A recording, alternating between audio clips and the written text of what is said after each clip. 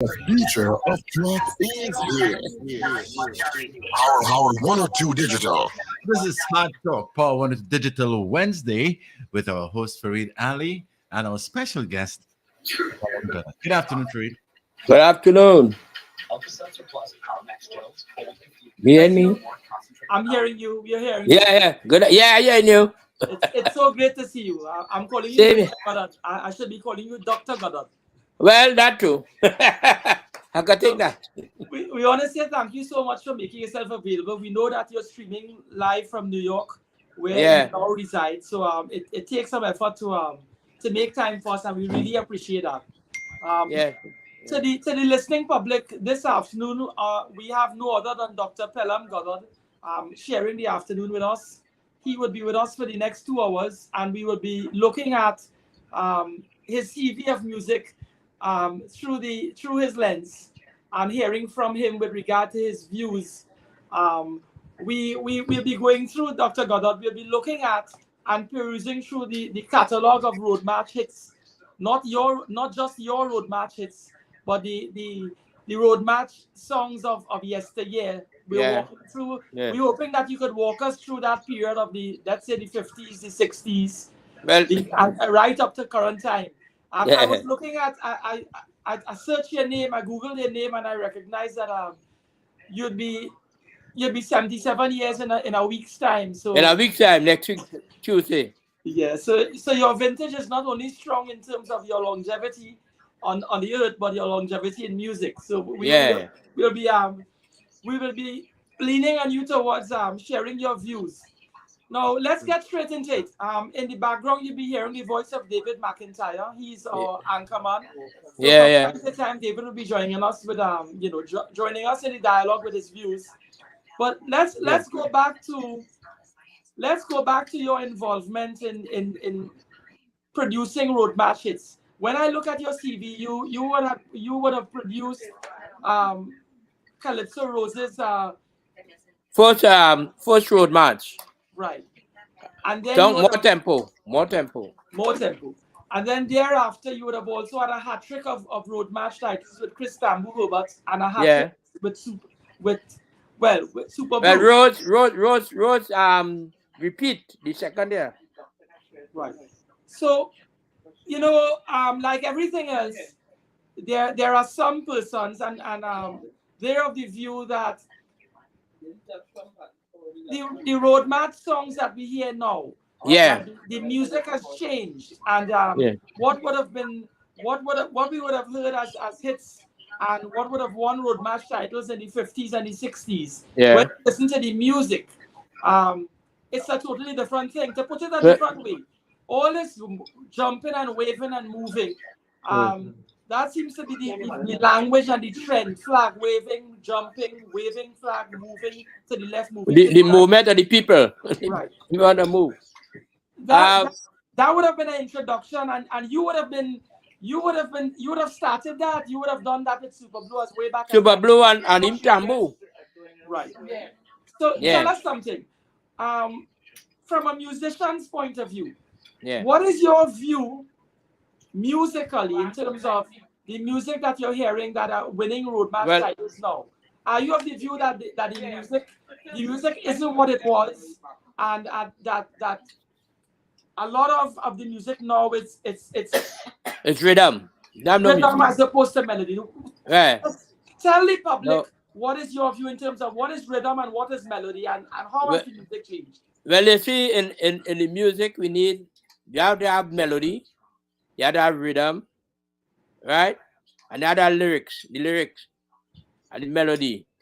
So the first thing is the melody. You have to get a melody of a song, right? But nowadays, you have the rhythm of the song, and they go and write the rhythm and sing of it.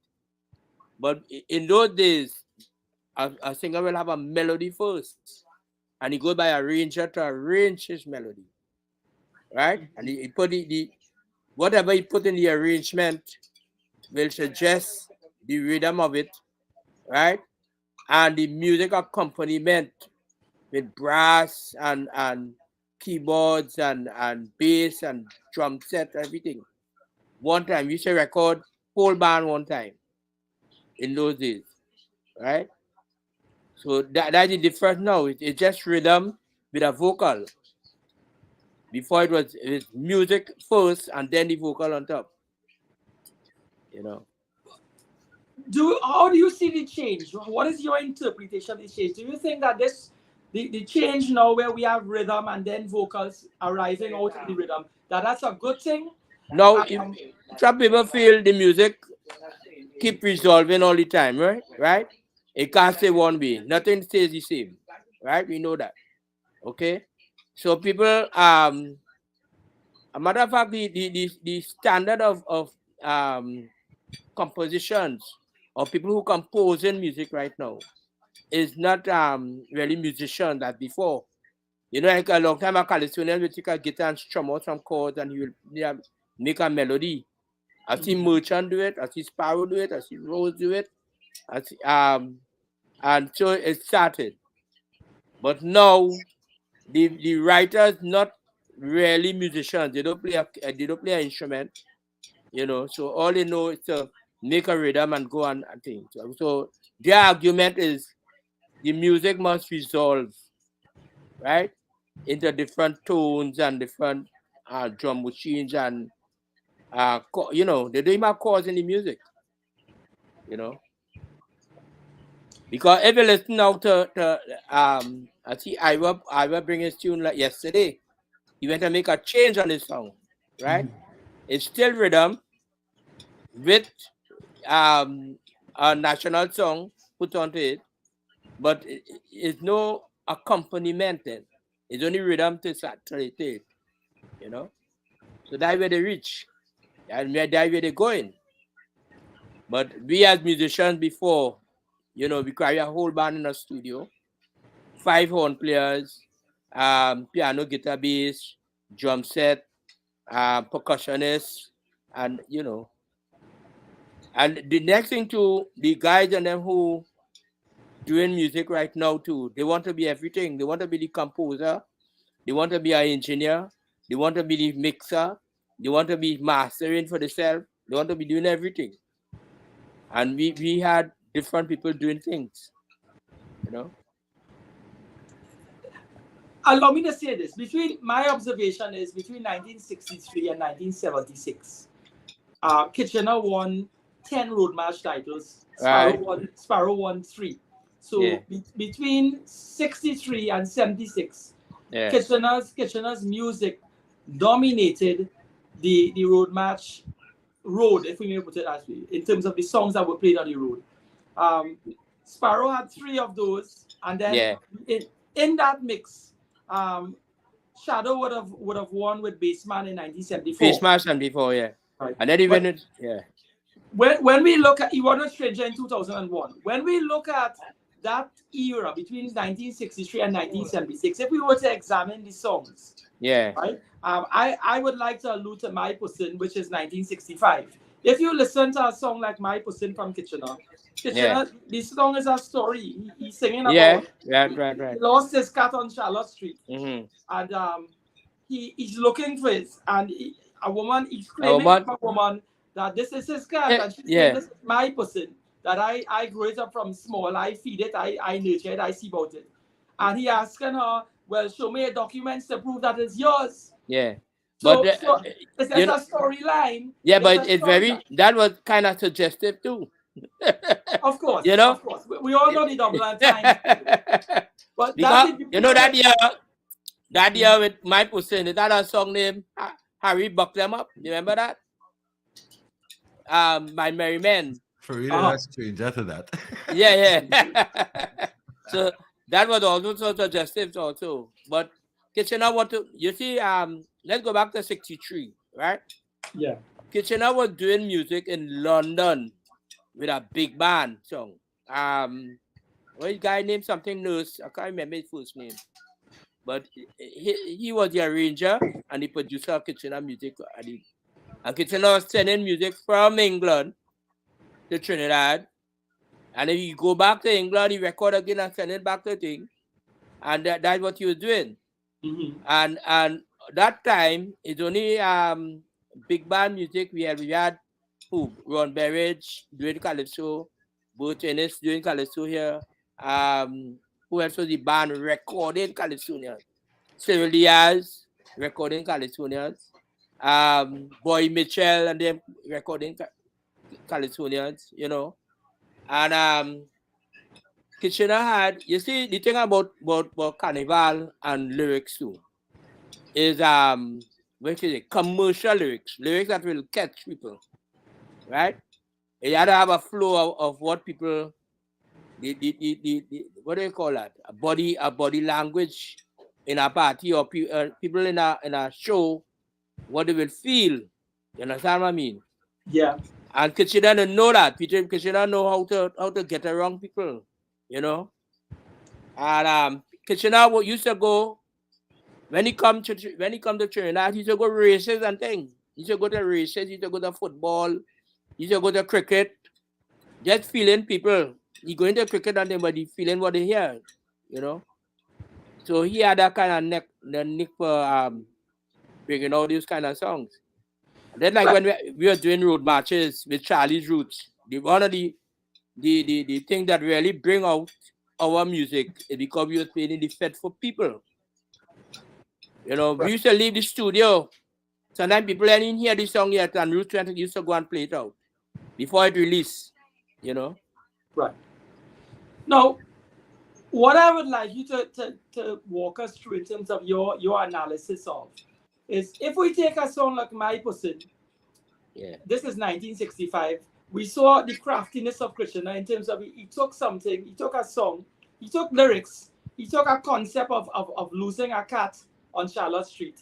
We know the double answer in terms of My Person, and he introduced a woman into the equation of the song, into the content, and he and she are both arguing over the cat. She's making a reference to, this is my person. I know it because this is mine. I train the cat. I bathe the cat. I see about the cat, and I recognize it. Now, when you look at something like that, that would have captured the imagination of the public. It has a story. It contains double entendre. Plus, it's humorous. It's poetry. And the melody is what carry. When you say I bathe it, train it, training from small. Well, you know, he lead the people to sing that. You know what I mean? Right. It's a kind of refrainer. He carry what happened? He carry the thing on the verse, the story on the verse. But when he reach the chorus, he leave the refrain for the people to sing in a band. Because long time in Carnival, people used to sing in bands, you know. It's only now in Carnival, with all the big bands, I think nobody is singing in no band. People used to sing, going up Chagrin Road and Invaders, playing, sing the songs. You know?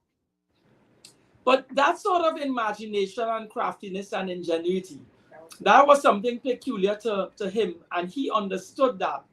And he built all his songwriting and his musicology around that gift that he had. Right, yeah. When we do that comparison to, let us say we take Nigel Lewis Moving. Right? It's incomparable in terms of when you compare the mind of the California. You see, Nigel Lewis Moving, it wasn't an original idea from him. It's something that happened at a party with Steve Seeley singing our song. And Steve Seeley just tried to start to carry the crowd, like moving to the left or moving to the right. There's a little inner part of that, you know, like, you know, and he take that idea, right? It wasn't crafted as his idea. He just take that idea and make a whole song, you know, and had everybody moving to the left and the right, you know. Right.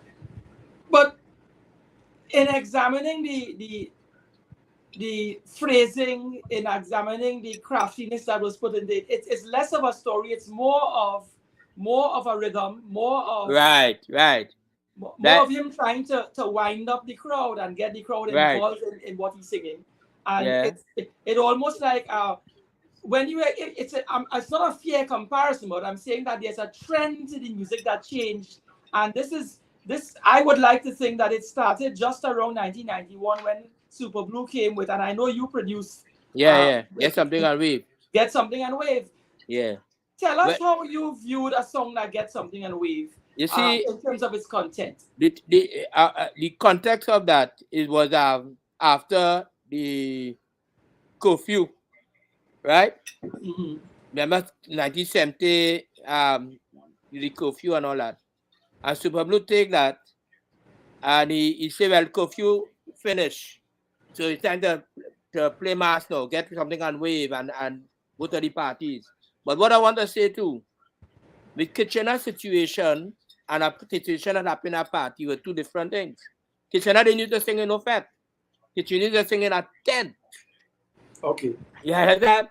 So it was different when you go in a fete to play, right? And you play into about, let's say what's a fete, 21,000 people in a fete, on the field, right? People are going to stand up one place, and our music really the soca music now at that time too. It's not a music that you hold on to your girl and dance like if you're in a ballroom. It's not a ballroom dancing. It's movement. People like movement. Women want to wine. This one want to wine. You movement in your wine from the stage to the bar. You wine. You buy your drink. You wine back to the stage. You know what I mean? Mm-hmm. So it was a different scene. Other than singing in a tent alone and singing in a party. You sing it to more people in the fete. To move the fete. You go to a village, 7,000 people. Things had to happen. Donkey Derby, 7,000 people in Soca Village, 8,000 people outside want to get in. And all these kind of actions went on, and the music was infusing all of that, So, do you think a man like Kitchener would have been relevant had he been alive and producing at this stage? That he would have been old school? Nobody want to hear him. Would you say that? Would you say that? Well, he might have go by some young producer, really, and because he went by Lester gave him a few hits when Lester was younger too, right? But the thing about it is the older guys in the business, right? As what has happened in the other music too, they should be composing for young people. Like compose for somebody who could really bring out your imagination, bring out the song for you. I don't see Kitchener at that age. If Kitchener might be over 100 years old on a stage, that wouldn't make sense. Although all rounder is the head of a tent still. Yeah. But the thing in a party at what 100 years old, you're gonna sit on a party, you're not going to move nobody. And then the tempo, the kind of tempo and rhythm that happening now, you have to have an energy. That's why, let me tell you something to the soca people who singing them same rhythm tunes. They could only sing one verse in a fete. One verse in the sing, Right. And then they just have the music from the studio on a Appleton machine playing behind them. Them are gonna sing all our lyrics and things they do in a studio. And one verse and a half or whatever, they get the crowd singing, and that's it. They just want to do that.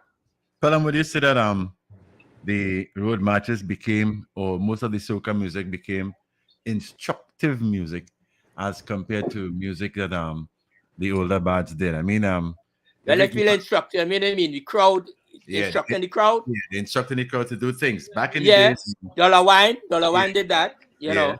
Yeah, if we look back at the olden road marches and the big soca hits or calypso hits, up-tempo calypso hits back in the days, nobody said put your hands in the air or wave or not like that. People did that naturally when they hear a real good song. When a good song, when a good song grab onto you, people put their hand in the air. But go back at Kitchener 1963.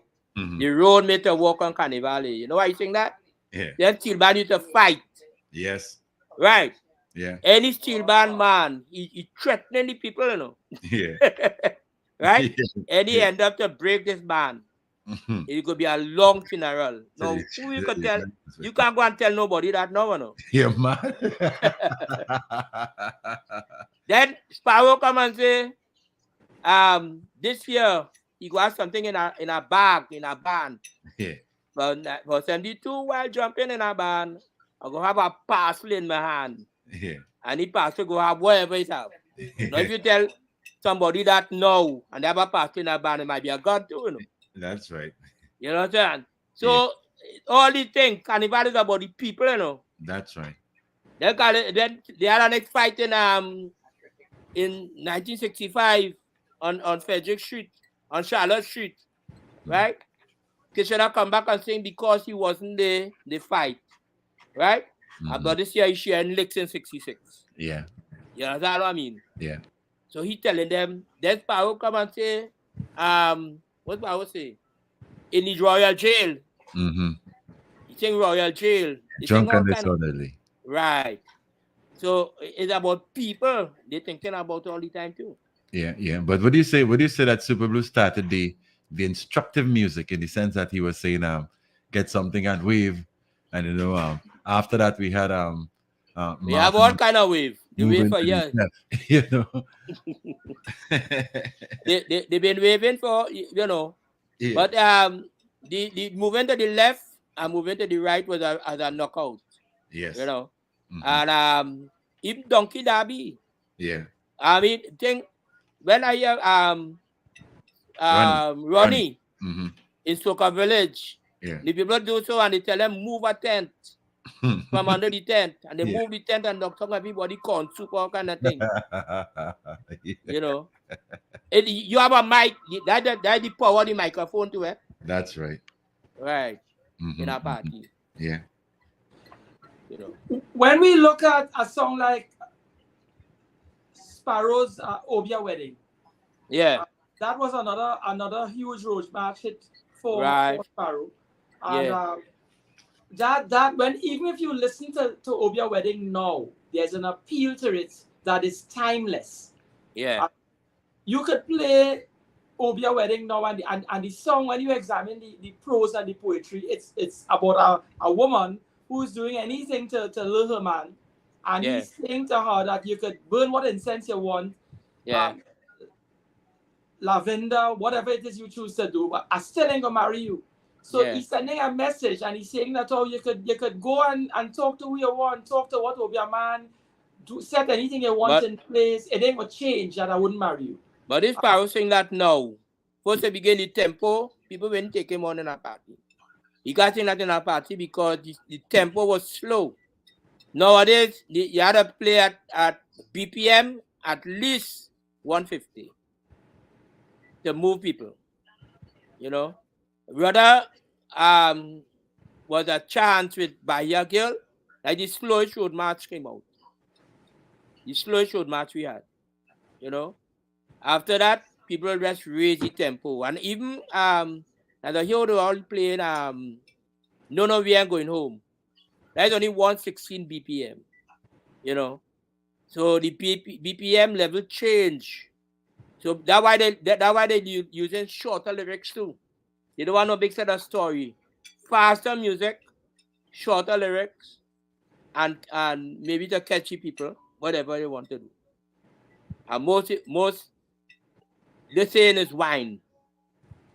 After this year, the two matches sing wine again. You think slow wine, you think fast wine, you think wine, and wine again. After this year, wine. Come next year, wine again. Because with that kind of tempo, that's all you can sing. You can't sing no story. You know? Are you know, Bali recently sang a song, this year's release, where he's saying that the calypso and the soca and thing has morphed into something different. But he's saying it's all the same thing at the end of the day. It's almost like he's making excuses for what we're hearing now. A lot of people find it's rubbish and foolishness. Are you of the view that the evolution of the music is consistent, that there's continuity, and we must accept the change? Or you think that there was more meaning in the music coming out of the 60s and the 70s? Well, I the first one I get licks for that, because I used to tell them is illiterate rubbish. I had a whole headlines in the remember the Sunday Punch article? Right, and all they say that, oh, Pelancoda does criticize people music and this and that and the other. That's why they don't come back here in the studio and all of that. Illiterate. because it didn't make no sense. Most of it, and they just anything they when they go in front of a microphone, anything they feel they say. Even the Soca Parang gone through. Soca Parang now is a set of rubbish. They do them. You know, it doesn't make no sense at all. You know, and I get lectures saying that, and I still feel it. I remember Rashoti, I also made a mention, like the singing Tata. He said he record that by me. Oh. And then I wanna come and knock him. Yes. Right. Yes. I will get it. You know. Yeah, so the music, I agree that we had to resolve everything had to resolve and change and all that, right? But right now in our country here, like in America, I don't see no change. I telling my son on the other day, right? The people long time nowadays, the younger people don't want to hear no guitar, they don't want no trumpet, they don't want no saxophone, they don't want no bass, live bass. All they want is rhythm, right? And if I take a train now and go up the Lincoln Center, I will see people going in there with instruments. You go on the stage, the whole stage full of musicians. Either they're playing jazz, R&B, whatever. Look at the Academy Awards and all that. It's live band that have there, you know. Live orchestras. I think that took away a lot from the new music that we are forced to accept. All I wanted to do, you want to sing that? They don't put orchestrate it now. Put some music into it. Because we going back to Kitchener and them, without Kitchener was saying about the pussy and thing, it had music. Yeah. Now I steel band, we used to say now with the steel band had to go back to old tunes. You see that happening? The steel band had to go back to the old tune. Yeah, I believe that I don't know if it's because to hire instrumentalists like a trumpeter, a live bassman, a live drummer. I don't know if it's the cost that made them shy away from using. I like how you tell the word cost, because when I come into the music, right? I started recording Adikoto, even Bradley first before Adikoto, and we used to have a full. You let me tell you the composition of the band: 5 horns, guitar, bass, piano, then drum set, then 3 percussionists, congas, iron, cowbells, and all of that, right? Drummer. Then and drummer. Then they had to get the tape, the 2-inch tape was $1,000, and a 2-inch tape was only holding about 2 or 3 songs. Then you had to do color separation, stamper, you had to mix, you had to half-inch tape. You know how much money that used to cost people like Jazzy Pantin doing Kitchener record, this one, that. They used to end up paying all kind of $60-something thousand on the product to get it out there, right? And it used to sell, right? It used to sell, but now they're using less. They don't want, apart from the producers and them, don't want to take the time to learn no music. They don't want to write. They don't want to learn to read it. They don't want to learn to produce it properly. They don't want no trumpet. They don't want nothing. They talk about the frequencies. All if you concern about, that had a song good in the speakers. You understand? The bass and the low mids and the high mids and the this and that and the plugins and all of that they talk about. Other than we talk about music long time. Not that. The people who will hire, the people who will talk about plugins and things are engineer. You understand? We were talking about the music. You know? Yeah, even Calypso of today, you know, the kind of computer. Yeah, because they got the computer writing, they don't know. Yes, and they want to cut costs and all that kind of thing, but long time it used to cost more money to produce a record. Right. You know. The direction things have gone now is the cost factors in producing a song, because you talk cost just now. the cost factors to hire an Instrumentals. engineer, an arranger, composers, so many different people. Plus, you need a studio with proper facilities in terms of the technology to produce these things. It costs money. So, if it is the way the direction things have gone now, some young person, some teenager, young adult, A laptop. with a lot of with access to technology, sit down with a laptop in their bedroom, Live it. get a rhythm running, sing and record something and release it on YouTube. Yeah. So people like yourself with the training and the ability to listen to a song and advise that this ain't good, put this in, use more, use drums, use alto sax. Where you're actually using instruments, they could go online, get A software. use an app and A plug-in. and put everything together there in a few hours. Whereas to take the approach, that professionalism that you would have brought to the table and persons like yourself, they eliminate the need for and the expense associated with hiring men with your expertise. Are you of the view that a lot of people with no talent, no musical ability, they have been able to put music out there or incorporate their name into a rhythm, come up with a chant, and they don't necessarily have to have a good voice. Well, and, it happened, and it has happened, and then nowadays too, a fella ain't bound to have no voice. He have what they call Auto-tune. Melodyne and auto-tune and all that kind of thing. They could record him, tune them into the track, with auto-tune, and release it. Nobody will know that he can't sing. That's why when they go on the stage and they go to perform the tune now, they can't even sing the whole song. Right. But the thing about how we used to record too. Let's say I'm doing Rose music, right? I had to dictate Rose melody on manuscript paper, right? Write the chords on top of it, and then start to write music by hand on manuscript before I go in the studio.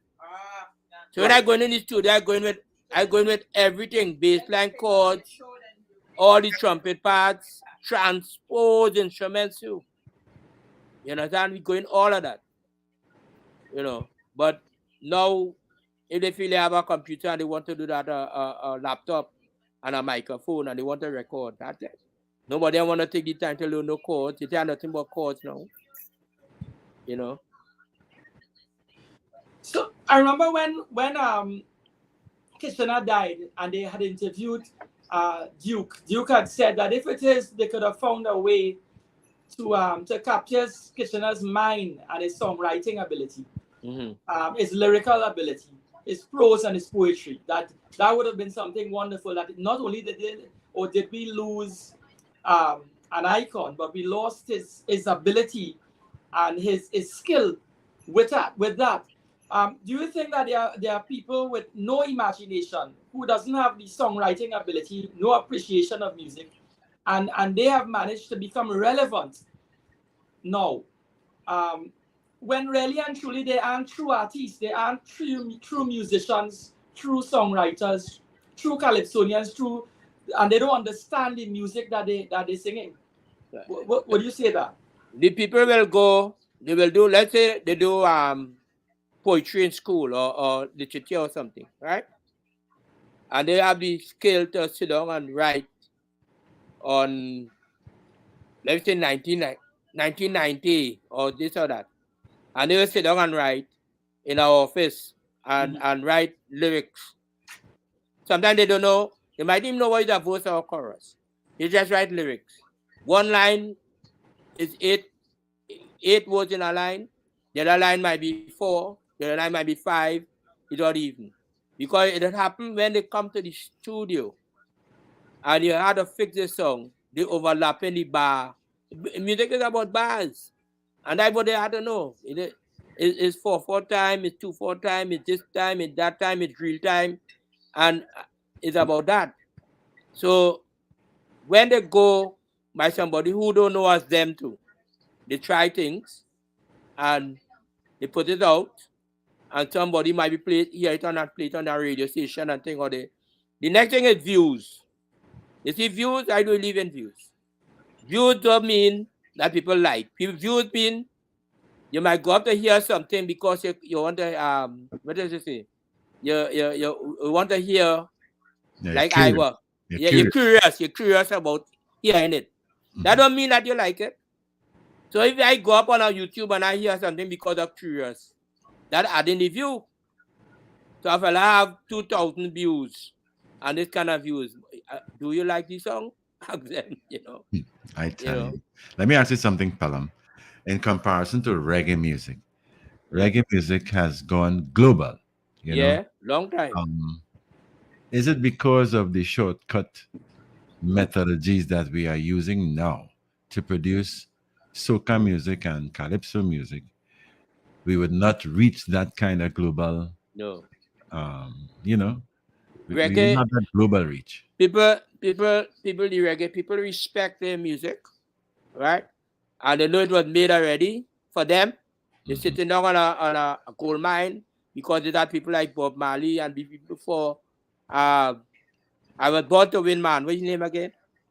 And all these guys. So they do reggae. Jimmy Cliff. They're not going to change nothing. They do reggae all the time. Barry Hammond and all that. All you have to do is sing what you want to sing on top of the reggae. They're not going to change. The salsa people are not going to change their music neither. No. Because it's about dance. They know how they want to dance it. And that. And within the reggae, always have the dance hall that people make popular and all that at the side. They still ain't trained with the reggae. They have the reggae. At the time I asked Stalin in the mass camp, I said, Stalin, how come every song the Jamaicans sing, they make a hit? You know what he tell me?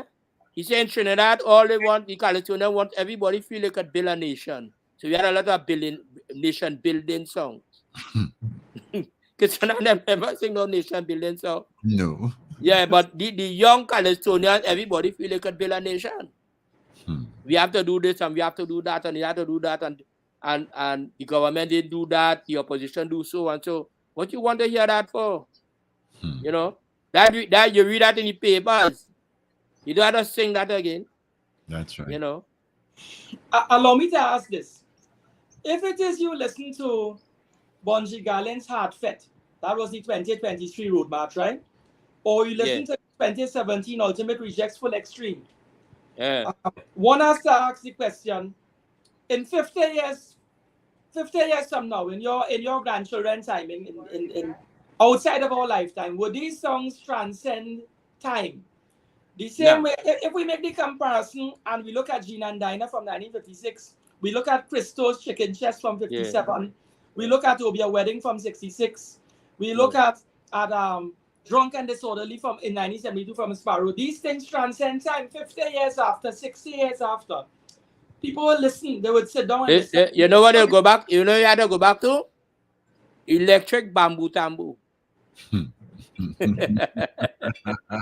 Yeah, because if they don't want to cause or no bass or no nothing now, right?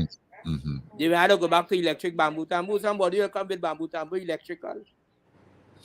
You know. So a lot of the music now could be described as disposable music. They will be in style and in fashion for the season, meaning a particular year. A particular year, and in 2 to 3 years time, 5 years time, 10 years time, people forget. Thank you. I like how you talk. Well, it don't go so far enough, Farid.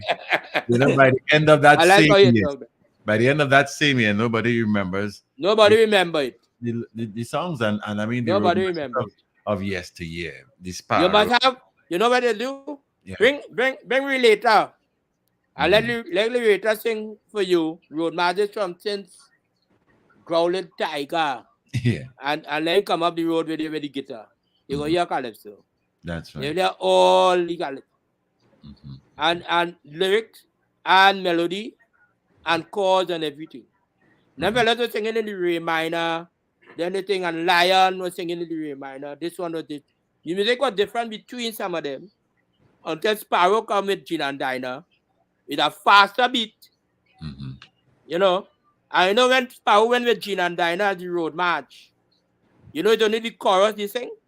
Yeah. It's only the chorus. It's only after that we try to hear the verse.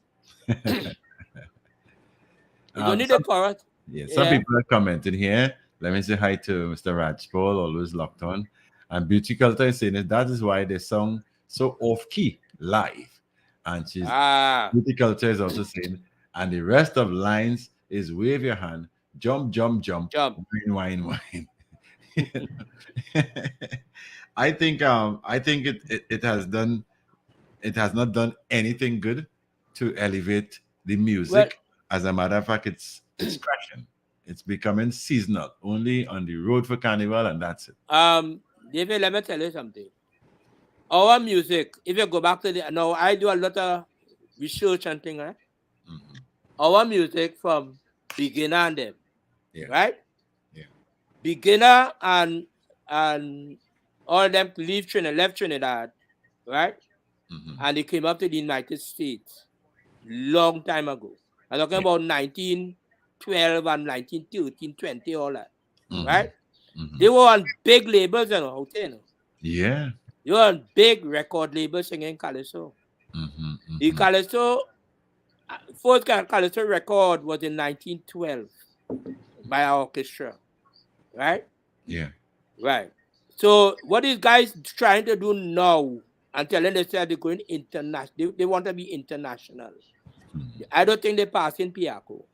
I tell you, the furthest they reach it is in the Savannah on our Peter Avenue. Well, this is the point. Because they have not, they can't, their performance want to be as such. You know? So when Kitchener went away, Kitchener ended up singing in clubs, Kitchener ended up, he was a musician and all, he played bass in a club. I think he used to play that jazz band. Tara went away, Tara sing all in England and all that. You understand? So all these guys make room for us to try, you know, we should take up all these kind of things. So I was singing in Carnegie Hall. You know. They Royal Lion singing Royal Albert Hall. You know. Is this new soca singer people going to sing in them there? No. You know. I think the folks on the outside have an appreciation for real music. This is the point. They know what is good music. That's right. They know what is good music. And even though the women want to follow Beyonce and all these kind of people. You know what Beyonce come back and sing? At Last, and they feel it by Beyonce song. Yeah, imagine that, eh? It wasn't Beyonce song. That Etta James song. Yeah, that's a very old song. Then there's about it. Take Neil Diamond song, cover it and bring it back. They feel they know hearing that. You know. And a matter of fact, Bunchy cover Fiery by my show, and they feel what my Albert Bunchy song. Yes. You know. Pelham, what kind of input can people like you? I mean, I know Roy Cape isn't all that well. Roy Cape too moved around the globe with Sparrows, Troubadours, and they had an impact. With you guys still around, what kind of influence? They just call us old school, and they have old school at the headline. So I do a song for a guy. I and my son composed this song named Appointment. Right? Yeah. About 4 years ago. I've a guy named Cowie. Right? And we went on Synergy in the morning. I said him going to nice interview and thing going on. You know, he tell me it have a little old school. Because I put brass and guitar thing in it. He tell me it's old school, you know. The old school say right there. But I don't know if you're talking about old school, right? When it's C exam, don't send your child to QRC or Fatima or St. Mary's. I like that. Eh? Yeah. Yeah. If you're so old schoolish, you send the children there at all. Yeah. Go a new school. Yeah. You know. Because we still have you. We still have Cummings and the Wailers. We still have Kelly Green. All the good musicians, you see, old Rodney now gone. You know why? Yes. They leave him there. Nobody never, they have UTT and all this kind of thing. So they never even invite him to come and lecture. Yeah. You understand? No documentation on his works. Right. I went UTT evening and lecture to them. I met they wait until Tony Williams, the pan man. Yeah. He was there too. Ray Holman, then Old Rodney living right in Trinidad. Yeah. Look, you have Butch Kelman. Nobody even take on Butch Kelman at all. He sick right now. He's a top tuner and top thing. He nobody music, he nobody tuning, and he know everything. So when you're old, according to Shadow, when you're old. You're old school. Yeah. Coming back to Nobody the road match, what we get for road matches these days. I mean, back in the days, I'm sure you can testify that the people who were in FETs and the people who were in some of them from the Calypso tents and stuff, yeah, but mostly from the FETs, they decided what would be the road match. You know, the musicians would have realized in the FETs the crowd reaction to a certain song, and they know that is what is going to hit the road. Sometimes road matches were decided from the Mashgra. You know, a California might have gone there with a big song and it ended up as the road match. But now, would you agree that road matches are made by radio DJs? Yeah. Because the most played, and they figure the most played and that is the road match. And whatever people hear on the radio, or well, regardless of YouTube and this tube and that tube, whatever they hear on the radio is what they will go with. That's right. Because we've had experiences where, I mean, I can call some. I'm not afraid. John Marshall Montano, even hard fit. You know. You think about the feds too. When Charlie's Roots came out, right? We were the people who start putting the Californians or even the artists in the theater singer. Yeah. Right. So we might be playing at Chinese Association, and while we playing the Mighty Duke, because they know Charlie's Roots was a band where everybody could read music. Right. So they come with the music, stand up backstage, and that's how the music, and we distribute it, and we start to play the song. Duke used to come, Bill Trotman, every Scranton, everybody. Mighty Trini leave town and travel all the way south to come and play Carita Banker. First time we singing Carita Banker to the public in a fete. It's in south, right? So we start putting artists in the fete to sing.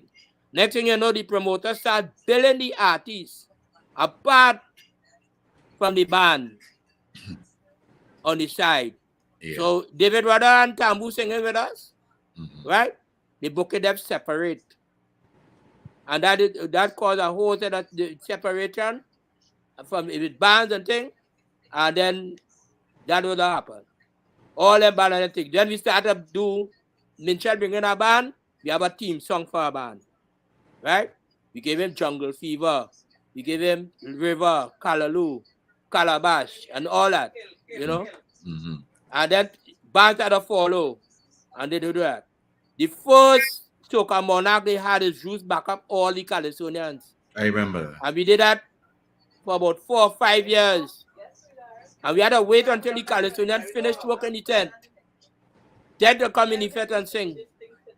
So we used to play our session. Yeah. And then sit down and wait for Shadow to come or this one to come or that one to come to sing. You know? So that is where the area where the public start seeing, hey, this song is good for the road. That song is good for the road. I'm going with the road match. That's right. You know? Tell us something. You work with Chris Tambu a lot and you work with other artists. But I want you to walk us through working with somebody like Chris Tambu. What attracted you to working with him? Clearly, you all developed a chemistry, and you were able to. Tambu start with our band. Tambu start with Charlie's Roots, you know. Tambu is our first singer we had. And trombonist. And trombonist. And you know what the second singer we used to have? Maestro. But he come and get in the accident and he died. So we couldn't have Maestro. Yeah. Yeah. And then we had Wendy Prescott singing. Tambu started with us. Right? So after now, when Rudder came, right? And I gave Rudder Jungle Fever is my song. I gave him Calabash, and we tried to do things, Hammer, and things coming up. Even the Monarch and all that. After that, Tambu wanted his own record too. So Tambu now, we started to produce Tambu now. It is his own album. Yeah. And that's how Tambu come and this party is it, 3 up and think win 3 in a 3 hat trick. Yes, he did. Yeah. But working with Tambu, you see Tambu is a musician too. Yes. So Tambu will understand the thing about music. How he's a player. He was in the police band. Yeah. And most of our members too, our blowing men was in the police band. You know. So we had a good relationship. You know. We toured together. We went London. We do all kind of things. We produce record. We produce and compose together. Yeah. Now you refer to the fact that Tambu was a musician, was and is a musician, and therefore he would have worked with Charlie's Roots. He would have been a vocalist.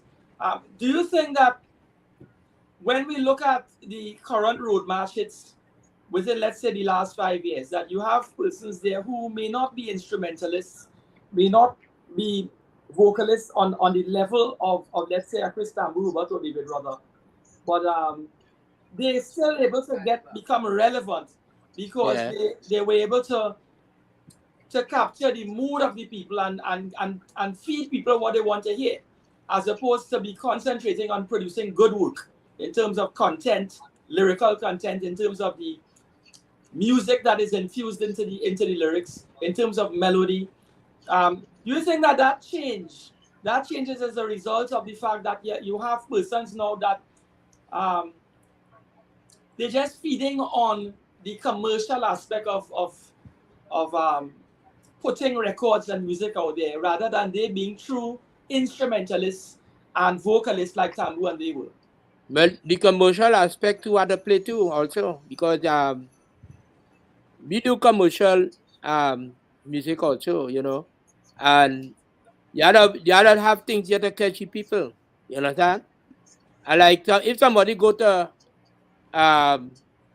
let's say Army Fete, right?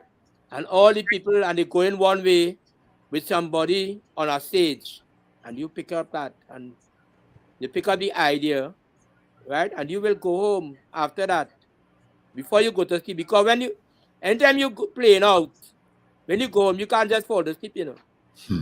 Everything you hear in that fete after that, you might, the fete finish 4 o'clock, you might drop the key 7 o'clock in the morning. Right? And it playing back, the whole fete playing back in your head. So the idea of it will cause you. You know? Okay. Yes. So you have to be on the commercial and the people in the commercial part of it. Yeah.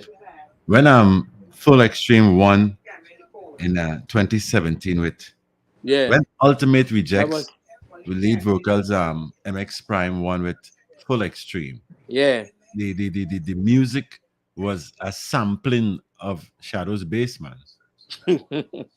You know, so that was a runaway hit, and it did contain some sort of storyline. It was one of the biggest road matches ever because that was unanimous. But nobody competed with it.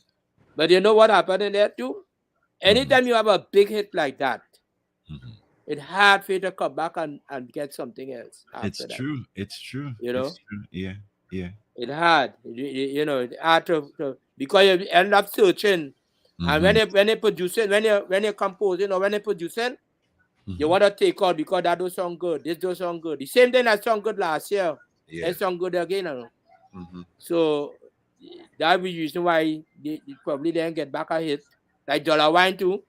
Dollar Wine was so strong that he couldn't come back. You know. When we look at Blue Boy, I'm comparing Blue Boy to Super Blue, right? I'm comparing Blue Boy to Super Blue. When Blue Boy sang in 1981 Ethel, in 1980 Soca Baptist, in 83 Rebecca, when you examine the poetry, the prose, the content, when you look at the music in it, people would remember. This is just my view. I'm asking you yours. People would remember these songs for what it were. I mean, they could still play now, and if you play it in a party, I would imagine that people could relate to it.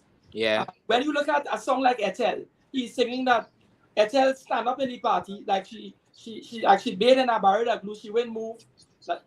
She stand up like a statue.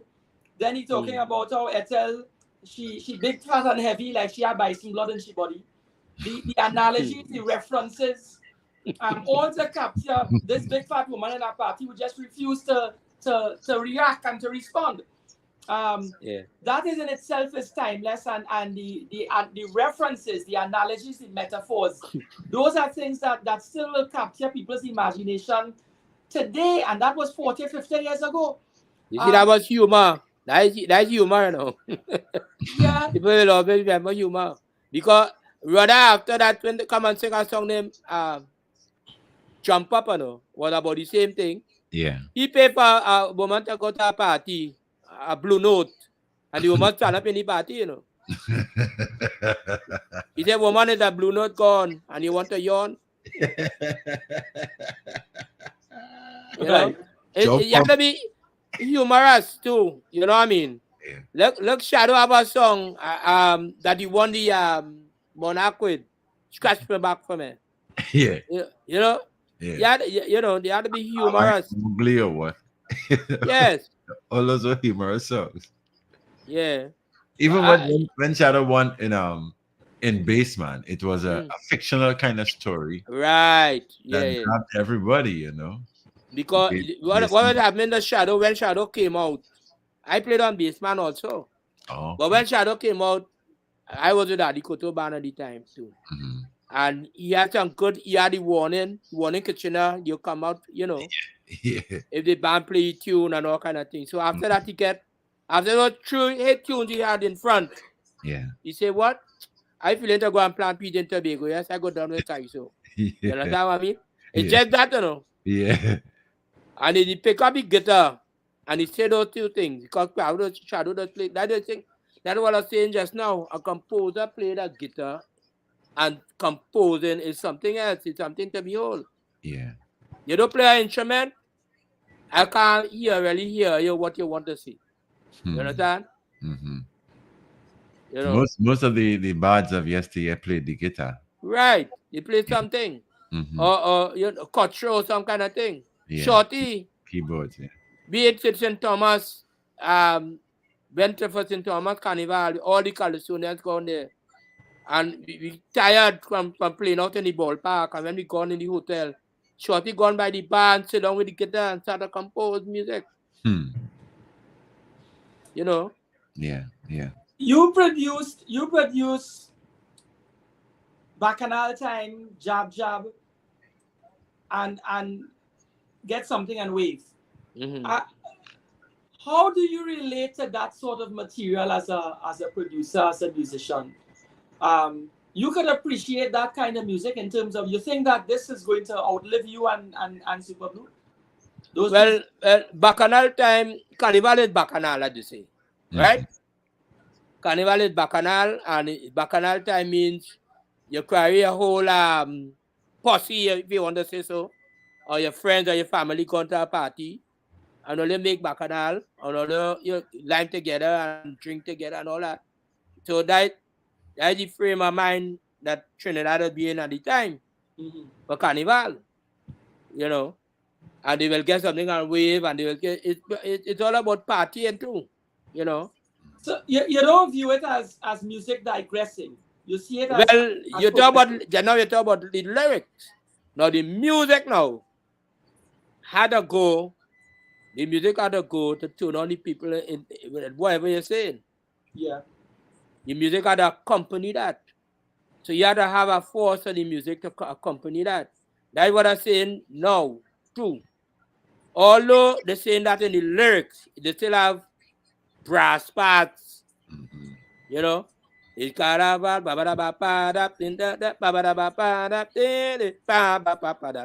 you know. So although you say something, let's put it this way: music is a language, right? And in that language, you must have some conversation going on. So what the music is doing in the whole thing with the lyrics and the music is conversation happening at the same time. Yeah. So all the music. Look, I heard you all play Line Excuses today. Listen to the music accompanying Nelson with that. It makes the interest. Yeah. If Nelson is sing that with all that music, with a guitar, people would laugh, yes, but they won't make no big seller hit. You understand? The music is accompanying that. Yeah. So, I like to put it as a conversation. That's right. what it really is. So when somebody come with bacchanal time and this and that, you have to have bacchanal in it. You understand? Madness. You're mad. You're mad. You're mad. Mad. You know, long time, a band going down the street. I remember when band used to walk and play music, you know. You know what I mean? Yeah. That is the spirit. That is the spirit you want to have. So you must have brass and all that to get the spirit. That's right. Even right? Super Blue did a song, Barbara. Right. And Barbara relates to what you're saying there. I know what the bass drum used to play in them days. Boom, boom, boom, boom, boom, boom, boom, boom. The dancehall people take that same boom, boom, boom, boom, bring it back to you and call it dancehall and we take it. Yeah. You understand? And if you listen to the Afrobeat is soca. Yes, it is. Yeah, Afrobeat is soca that we running now. Yeah. Afrobeat. Yeah. You know. So the music it had to complement itself to wherever lyric had to happen. And based on what you're saying there, the foreign musicians who come here for carnival or come here and get a taste of what calypso and soca really is, they will go back and incorporate it and make it part of their music. And as a result, Afrobeats is soca. It's soca. Yeah. It's soca. Yes, it is. Look at the Laurel and Relator. Yeah. Right? With all Kitchener calypsos and all the music. Pan and brass and everything. You know. Yeah. So a total orchestra. We have, even though if the young people who putting on music now really do the research and sit down and listen, we will have better music. Otherwise, as I say, we go back to electric bamboo tambour. If you have to pick an artist now, a soca artist that you would like to work with, who you think have real talent, could sing musically, could represent your music as an instrumentalist, as an arranger, as a producer, who are some of the persons that you would really like to work with if the opportunity arises? The thing about it is, it's not that to represent my music, you know. I will listen to him, right? And I will represent what he wants to say. If I let somebody like Voice, right? Nice. Voice have good ideas and so on. But sometimes I listen to, I think the music to accompany him properly. You know? And you have good ideas and all that. But you need music to accompany you in a good way. So my music does only come when I hear the composition then. All right. You understand? Where you the composition, if somebody come and say somebody stealing the soul of the nation, I gave music to suit that. You know that? I gave music to suit by your girl. By your girl and up it. I put after that to make it even. You know that? It's just these little things, you know what I mean? Yeah. It's just these little things. So then that I have music on a shelf, and when they come, I take in my music and just put it there. They want to listen to you. Let me hear you sing a song. You know, I want to hear your voice too, because in the soca arena too, whoever they go to, they don't even know how to put them in a right key. A key. Imagine. A key. You have C, C sharp, D, D sharp, D, C, F sharp, G.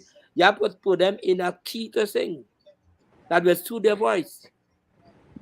And they don't even do that sometimes. Wanted to get brass fills. They don't know I study brass. I study that. I know brass is transport instruments, trumpet and trombone, saxophones, you know. So you gotta know what key to put them in will complement the brass and the voice, you know. Speaking about the introduction or the inclusion of brass in the music, I don't think calypso or soca sounds good without that. Now the keyboards that they have or the software that they use or the plugins as you call it on these laptops and things, you never get the real sound Because they don't know how to do it. I have all them plugins. I have the latest version of any music program I use. Right? right. But I know how to do first trumpet, second trumpet, trombone, alto sax, tenor sax. Separately, harmony and everything. And I will put that together and tell them that song like real brass. Get somebody to mix it. I don't mix it. I don't tell you to mix it. No. I get somebody else to mix. Right. And somebody else to master. I'm not a master of all trade. You don't be a master of all trade. Especially in Yeah? music. Right. You do the music and all kind of thing. Quincy Jones would sit down by a desk, produce, but he have the engineer working. You know that? He even masterman working there too. He doing the music. You know? Yeah. From what you're describing, if you get an artist and you're working with him in the studio, let us say you're all working over a period of time together, putting in the hours at the studio, you would be able to look at a song or listen to a song, and like you made the reference with Bahia Girl, you were able to insert certain things to complete the song. Yeah. When you Yeah. have these young talents or these young persons who at home working with a rhythm, they're not getting the benefit of studio time. For somebody like yourself to say, no, you need to do this, you need to tweak the song, you need to do things to complete the song. So it appears from what you're describing, a lot of the music we're hearing lack finishing touches, lack completeness.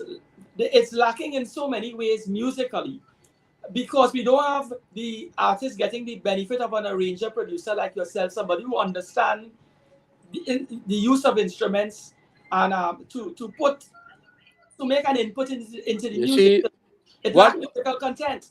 it like be riding on their limitations then. Whatever they're limited to do, they put it out. And then we say, all right, this one put out a song and that one put out a song. They can't do no more then. They don't know the language it doesn't know, you know. So they go up to what they could do and mix it and put it out. And master, they feel mastering. If you're master, what do you master? I will master a big orchestration or market. You master what? A rhythm? You don't send mastering a rhythm. Because most of those plugins, what they have on the program, they don't have reverb, they don't have the pan a different way, they have stereo, they have all that they have already in their program. You understand? You spending money on a production, is to spend money on a production by doing full production. Full production. Long time, you know how we used to work too? In the studio. We go on, when overdub start, we went into 8 track and then we went into 16 track. So what we used to do now is go in the studio with bass, guitar, drums, and piano. Put on the basic track. Then I'll take it on a cassette and go home and now arrange it with brass. Mhm. You know what I'm saying? So we do that rhythm. That's what we used to go in the studio and now do. Not to put it out for people to hear it. You know, we riding on everybody limitations here. You know, and when people hear it, How difficult is that, Pelham? if you cry it out to a big producer out in America here, yeah, or thing, and then people will say, what happened? Where's the horns? Where is this? Yes. The hornman was sleeping. Yeah, they give it a thumbs down one time. Well, this is it. This is it. We feel we have something in Trinidad that nobody else have. Yeah, like how we long. You remember long time you used to feel only Trinidad and mango. People in Trinidad feel we only have it have everything all over the world now. That's right. Everything all over the world, so people know what's going on. They can't fool nobody again. You know. The people who control the adjudication of road marches and stuff like that now. How you describe them? As people who know music or people who they just choose to say which is better than which? Because I did a time Alvin Daniel, you know Alvin Daniel? yeah. Right. He invited me to go to lecture to judges in the savannah. Right? People are going to judge Calypso. It's like you're going to tell them what to look out for in the Calypso music. Right? Yeah. And you know what I saw? People coming with a handbag. They just throw in the ID card, registering on a paper, and they sit down. They come there as judges, you know. They don't know music, you know. So in other words, once you have an ID card or passport in a Trinidadian, you can apply to be a judge in a Calypso contest. You know. And they sit down there, explain them what to listen to for a Calypso. What is a verse? What is a band chorus? What is a you might hear Montono, you might hear the brass doing something, and we explaining them everything. Desmond Wade myself, I can't remember who else was on the panel. So some of them know nothing. They started to take people who from UTT who now graduate to register and go and judge pan and all that. And they could tell you now. You see, in our music, Trinidad music is a kind of unique something. It's come from if you go back to Spoiler, Growling Tiger, Christo, all of these people, right? So for the music, them guys gotten intellect, you know. You know what I mean? Yeah. Spoiler used to make his song in a rum shop. About that Sparrow say, then they ask Sparrow about Spoiler. He say, I never see him sober a day. You know what I mean? So the music come from the ground. Yeah. Pan music come from the ground. People talking about pan and things and they come up with this and that. Right? You put people now to judge now who study classical music. Yes, violins and right. But not only violin, I ain't talking about the terms of the instrument, but the classical music format. Yeah. Right? Which have rules and regulations. Right? You put them to judge pan. You don't know what pan men will come up with. Man will come up a different kind of idea as to how to play Ras mass and the high mass, how to play that. You want to put your classical field and tell you how to play Ras mass. You know what I mean? So everything to be kind of out of context in the Yeah. judging of the situation. Yeah. You think Right. that isn't what is encouraging the further, what should I say, destruction or degradation of that musical art that we have in Trinidad and Tobago? Yeah, our art is a free art. It's a freedom thing. When you think of how the pan was made and all that kind of thing, so it's a freedom. And it's a people thing. It's a people thing. You can't put if you have a situation there too, right? As for if you go back, I just study all kind of thing, you know. You have a situation when jazz was in the making, right? The European people didn't want jazz at all. They call it all kind of thing. They say that music that will encourage sex in a club. They call it, yeah. And the white people, the European people didn't want that at all. They say how they wouldn't keep a tune. They will want to improvise. They were against improvisation of the music. So if you're playing Beethoven fifth, bada bada, bada bada, bidi bidi bidi bidi, yeah, and a drama will play so. You can't tell Thelonious Monk to play that like that. You know what I mean? Yeah. So there was against the jazz the same way. You know what I mean?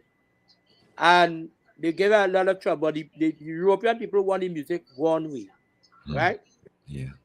And the jazz dissolved and dissolved and then till the white, and it was a white black kind of thing then in clubs, right? So the European people stay, and all who study European music in Trinidad, I argument too, you know. I argue from Exodus Yard to in front of Bishop House, you know. Because all in us here is trials in a chord. You understand? If I call this C, E, and G, that all in us here. They teach the people, hey, it have no F sharp in C. It have no G sharp in C. It have no thing. So what about a flat fifth, or augmented fifth, a seventh? They don't hear that. A diminished. They hate that chord. You know what I mean? They hate hearing these things.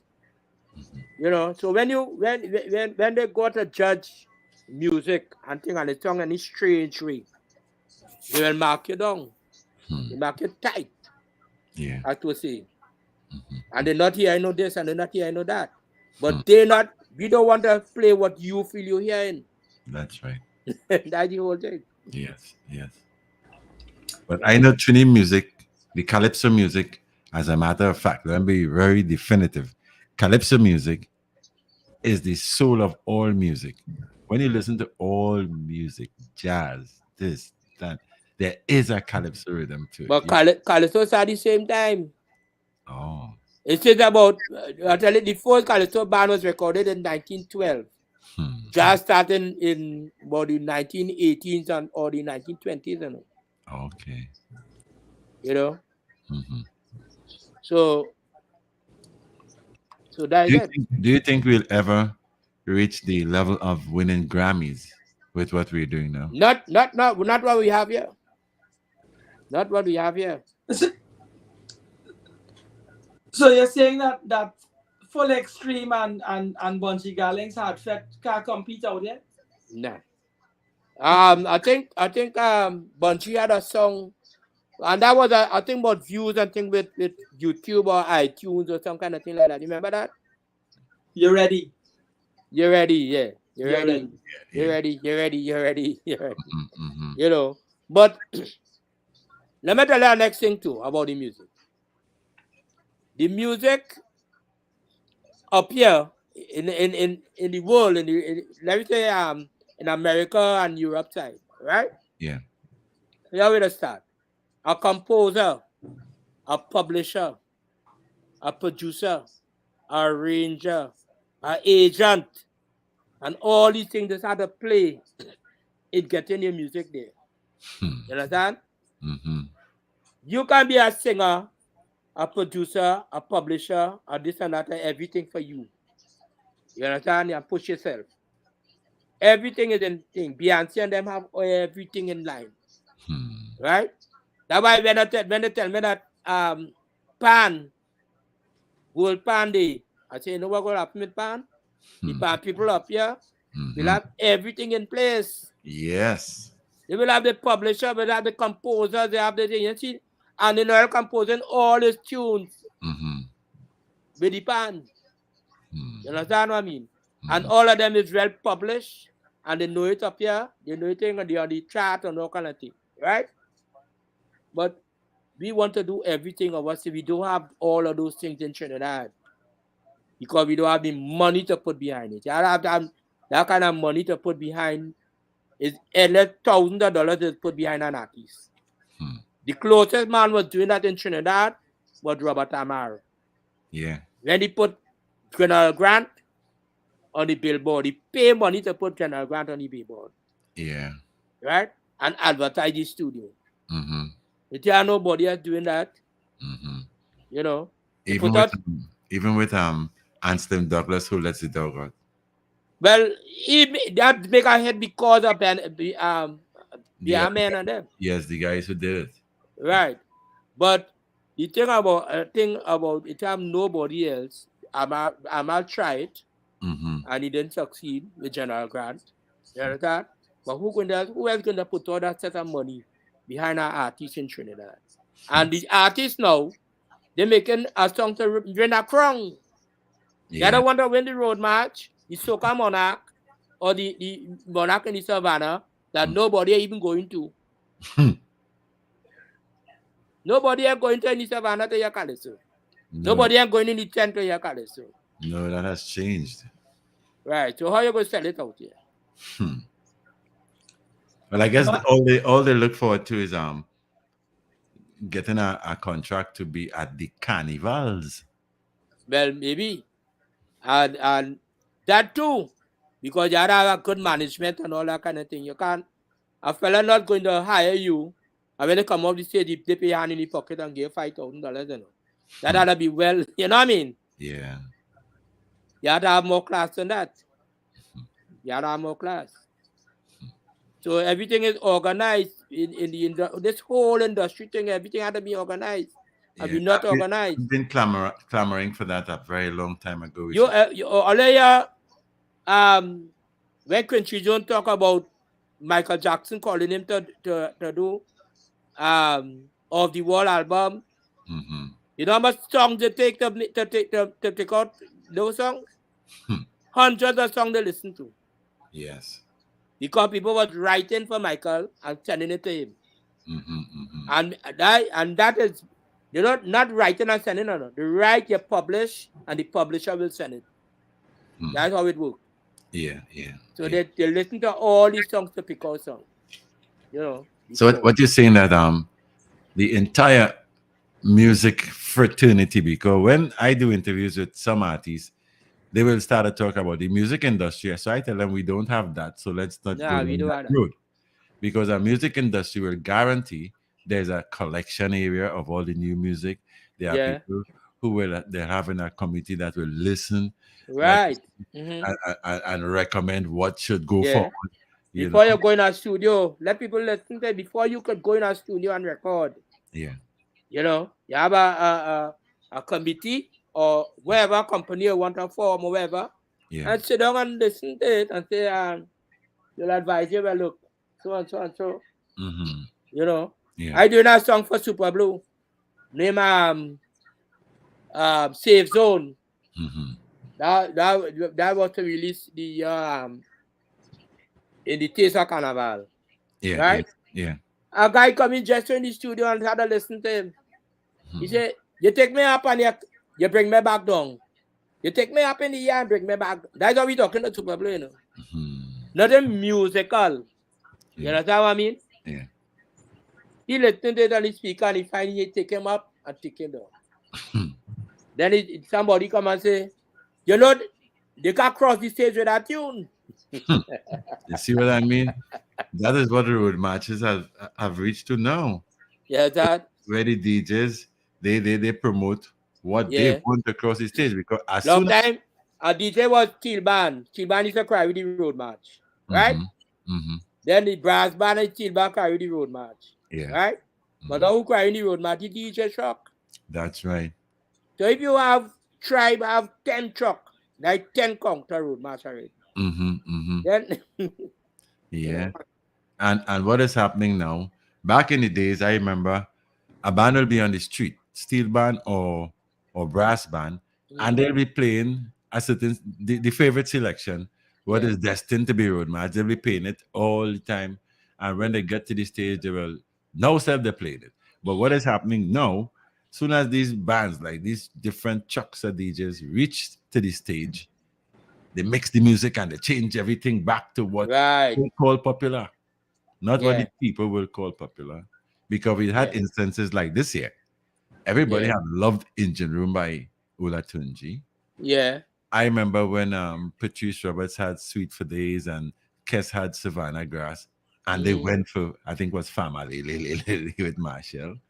yeah. So there's not an appreciation for real good music anymore when it comes to the road match. The Road last match. time I play on the road, I play a song that I ever had. The stage and God again. Right. Well, boy, by the time the truck roll off by the stage, we just had to stop playing. That song didn't make sense at all. That song was just fast, Yeah. and people and we play for Minchel Band. The age group in Minchel Band is 77 to 100. Allow me to say this. Marshall Montano has, in my count, 9 road match titles. I'm subject to correction, but in my count, it's 9 road match titles. It's often said that he sold out Madison Square Gardens back to back.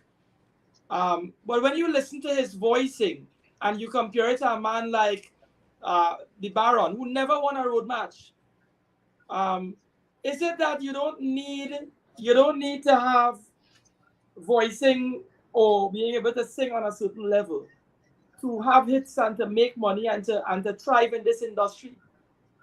What is your view on that? The thing about music right now too, with people singing, they go to the studio, they do their music, and then they put the music on a 8-10 machine, right?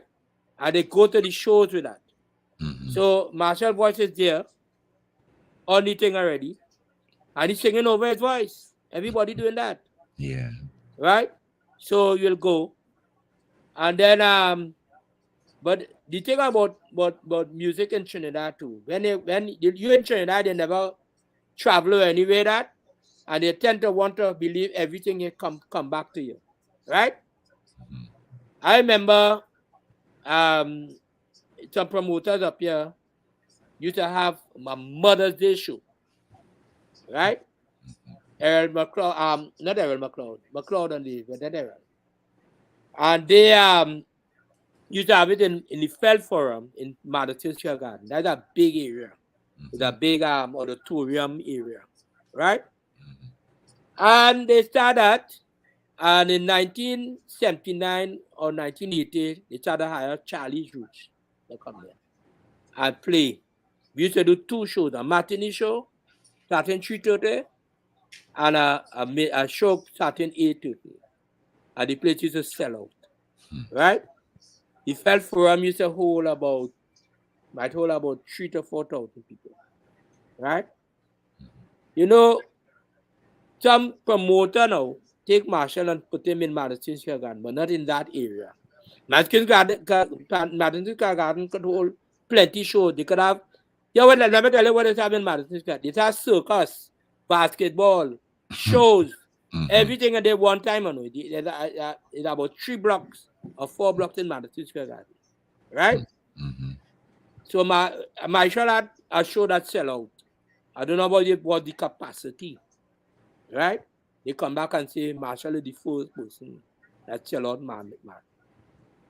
Then the steel band movement, Pancho Diego had the World Festival. Yes. The Exodus one in Madison Square Garden also in a different area.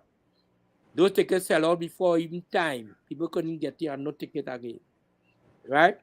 That's one of Pancho Diego's biggest achievements they had, right?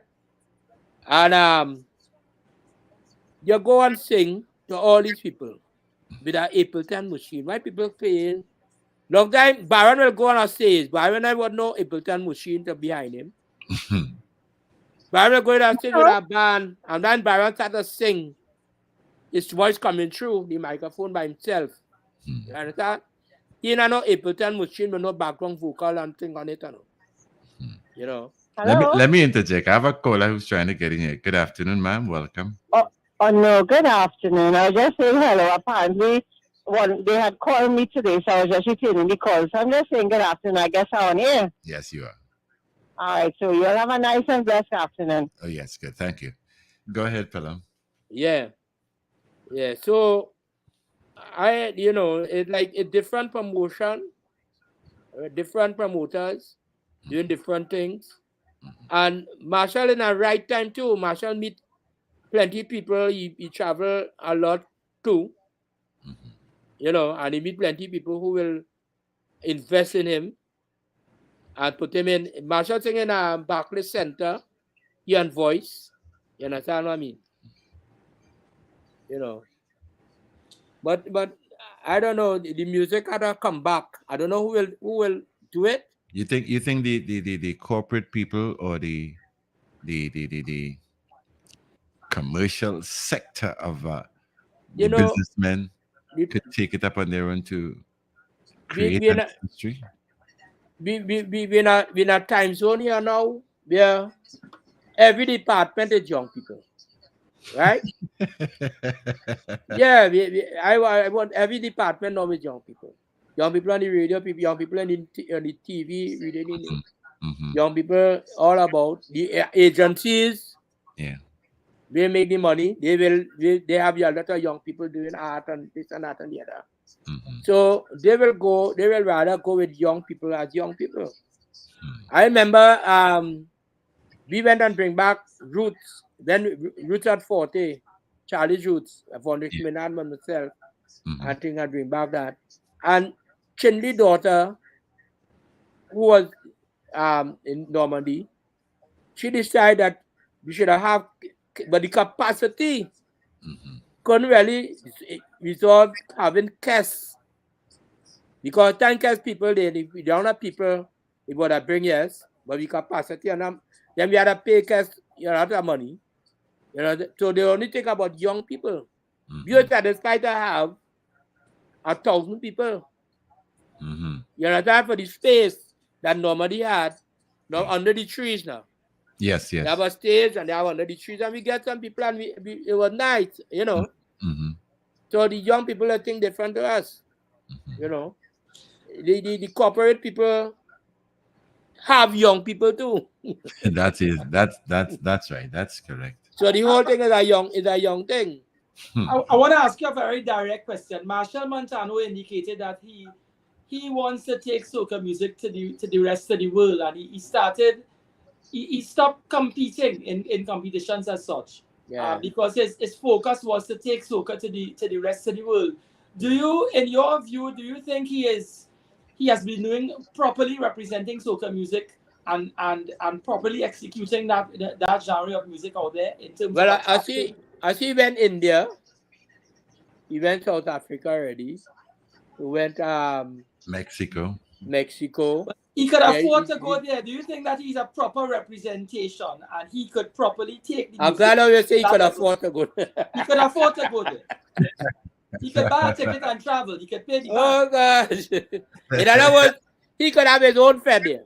Yeah. Right. Once you could spend the money, you could go. But the issue is, my question is, do you think he's a proper vehicle to take soca music to where it should be? He wants to do that. Does he have the ability to take it there? Yeah, well, he been there. He doing the world already. Not only him, we rather going places too. You understand? Charlie's Roots. You know my places we went? We went Germany many times. We went Holland. We went Sweden. We went Paris. We went all about too. You understand? But it's only you do shows and the thing. We have to get a Grammy.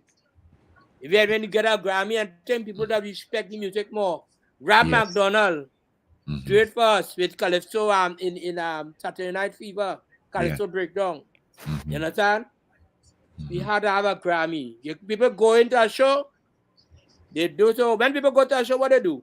They drink all the brandy, they drink all the this and that. The show finish, and they're done. And they're done. People don't remember that happened. They're done. Dr. Outside, You didn't answer the question, but I'd move on. outside You of didn't answer the question, eh? Yeah, but what I'm saying, he been there. So I want to see the result. We ain't got no results yet. Okay, good. Then you answer the question. We ain't get no results. Right. Tell me something, Pelham. Outside of being winning a Grammy, there's what we call the billboards. The billboards, Right. It's a compilation of all different types of music that you consider as the best. And from that, you can step up to the Grammys and think. You think we can even reach the billboards? Billboard, I think like you have to do like it is being said that people are buying space in the billboard too. Yes. You know, Money so you have to have the money to do that also. Yeah. A matter of fact, I could say I reach the billboard, you know. I did an album for Swam Dog. Yeah? Yeah. The one with Sugar Boom Boom and all that. Yeah. Right. A CD. Right by me record. And he went and we think he launched it, and then the billboard he launched the record. And he talk about the studio, and he talk about this and that and the other. And I never really, you know, it's in a boast because, you know, I've realized you talk about the if I should use the word mannerisms of the young people when it comes to progressing with the music. At this golden age and being a legend and an iconic personality with your music, you think you can produce something that you can give to either voice or let's say Nyla Blackman, Owen Dubois, Nyla Blackman, that can I could do that. I could do that, but you know it costs. I could do. I have my own studio. I could sit down and create something. Yeah, I could always do that. But then to get around these people too. Yeah, is the next problem. First of all, old school. Right. It's young old school. It's young old school. It's young this and that and this. Yeah. Put this in it. Put that I in think it. they are very ignorant to the fact that for you to get to these places, old school rule in those places. A guy, basics of music. One of my colleagues, one of my plant players in Exodus, make a tune last year. Yeah. And I do it for him and thing, and I said, nice melody, nice rhythm, and all kind of thing. And I sent it to a guy who will produce voice. A guy that played in our band named Alex. He's an engineer and thing. He played drums and all that too. Yeah. You know what he tell me? He tell me the tune have too much turns. It have too much movement. And so people want all that movement. And it just, I sent it for him, and he said that, and that was the end of it. Well, I think that's he didn't say it. If he didn't say, all right, well, when they come back, we'll work together. Yeah. I'll get it so on this and that and here. No kind of enthusiasm to do nothing. Yeah. You understand? And I just leave it so. Because I old school. Yeah. So I will go QRC or Fatima or St. Mary's or one. You think if a Quincy Jones should talk like you in Trinidad, if they would listen to him, maybe because he's Quincy Jones, they would listen to him because he's old school too. Well, Sony Record, they tell Michael Jackson to go to Quincy Jones too, you know. They say he's a jazz. They say you can work by he's a jazz man. He don't know how to use rock soul and rock, pop music. Yeah. They tell him that, you know. They tell Quincy Jones that. My God. They didn't tell Quincy Jones, but they tell Michael Jackson to go to him. You know, if Trinidad was any state in America, I guess the right people would have used people like you and Kenny Phillip, even Ibo. Thank you. Leston Paul, to make sure that the music is well produced for the global market. Right. Yeah. You make sure that. Yes. Allow me to ask a question like this. When we look at Barbados producing somebody like, and I say Barbados producing, they may not have produced Rihanna, but she came from that route. She recognizes Barbados as, laying a foundation in her life. Do you think that we could take somebody like Nyla Blackman with the right guidance and the right people around her and project her on that platform? Well, it all depends on who produced Rihanna. Neo. Yeah, I think a Neo producer, Neo, and they have people like Babyface, and they have people like these people. They went to. I don't think she went with any on her own, and you know what I mean. A Bajan or a Caribbean producer. Right. So she find a niche with some people that she could work with, and they produce her. And as I said before, it's in that she went there. They have a whole group of people, management and this and that and the other, and take her. So with the right setup, we might be able to take some of our young talent. I'm using her as an example, and she has the talent and the ability in your interpretation of her and her music and her ability. Do you think that she could be projected to that level? Yeah, but as if you and then they just train them also. They just train them too. Intense training. Instant training. You have things like you have a vocal coach. You have vocal coach and all of that too, Yeah. It's all that. But Marshall did get a big contract at time to do I think we went to Sweden to do an album, and he just come back to Trinidad. Nobody never know what happened. All of we hear things happen. We heard a lot. We heard a lot. They'll take Nyla Blackman and they put in a studio and tell us sing Iron Love or whatever. They will train. Let me tell you an experience I had. Robert Amar bring a guy named Montegui from Hollywood, from California, as a producer in there. And he had a girl in the studio a day. And the girl couldn't take, she reached crying point. These guys are very intense. They're very, very intense. You right? have to get it right. Right. She reached crying point and she couldn't produce. Then a guy from Motown went by Charlie's studio right there in New York, in Brooklyn, and had a girl upstairs there, crying point again. You know? Yeah. Who else again? Right by my studio, a girl wanted to go Berkeley and thing. Orville Wright booked my studio to do the audition. She reached crying point too. Our singers wouldn't want to take that kind of training. Yeah, that kind that of they will give you. the pressure of that kind of training. Yeah. Right. So to get it big producers and thing and put them out there and all kind of thing. And what material? Who will do the material? They have songwriters who can write. You just write songs and send it to ASCAP and these kind of places. Yeah. You understand? Yeah. And the publishers and them will go and look for artists to do that. So she had to get material. You understand? Rihanna know what kind of material she want to sing. She young. She will sing Umbrella. She will sing, something that the young girls want to sing. What is trending? Yeah, trendy. Yeah. Trendy kind of music. You understand? Yeah. What do you tell Nyla Blackman? She's a soca singer. She's a what?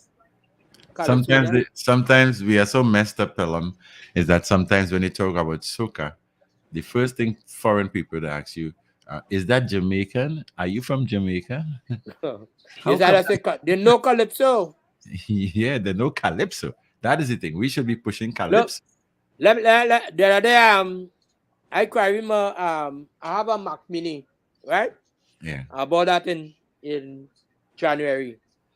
So I took it to Apple. They have the Apple store right down Brooklyn here. And I took it in there.